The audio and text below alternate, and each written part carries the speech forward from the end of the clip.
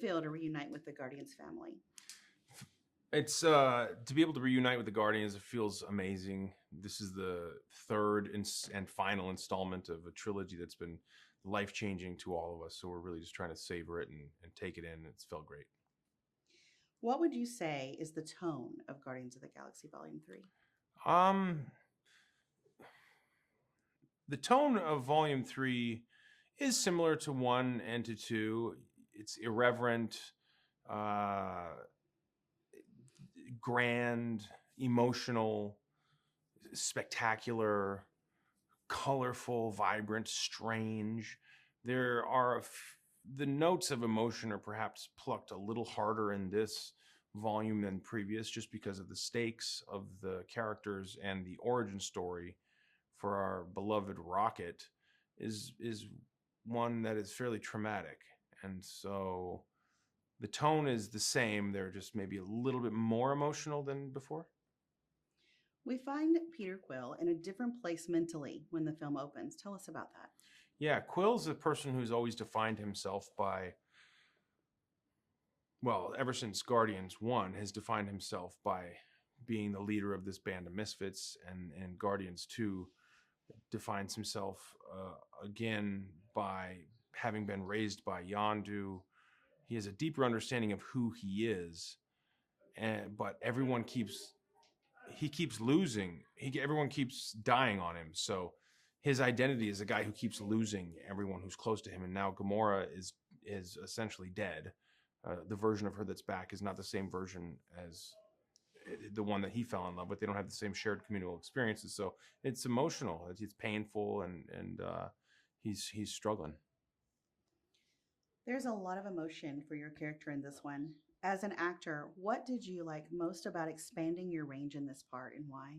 Well, I think as a person who's in the business of creating a performance or art, you're always desperate to test yourself and to expand your abilities. And I had the opportunity to do that on this in regards to the emotions surrounding Gamora and Rocket.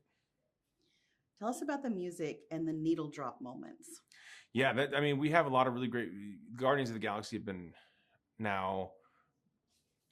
People come to know the Guardians of the Galaxy by the music, and in this, it's no different. The only difference is that we expand various other decades, 80s, 90s, and the year 2000s as well, in the music. So yeah, we've got really extraordinary needle drop moments.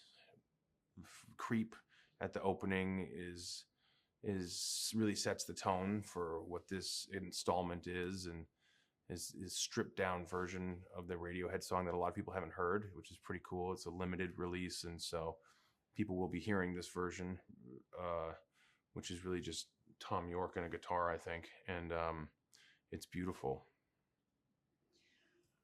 What can fans look forward to in terms of action on this film? The action has really been elevated on this film, I think, due to not only the advent of smaller, high-speed cameras that don't require as much light as before. Uh, we've been able to, or James has been able to construct these action sequences and stitch together what appear to be long one shots, but while simultaneously going in and out of various shutter speeds. So it goes slow motion into really fast motion into ultra slow motion, like 1500 frame a second. Before, if you ever to do something that high speed, you would need a phantom camera and you would need a ton of light.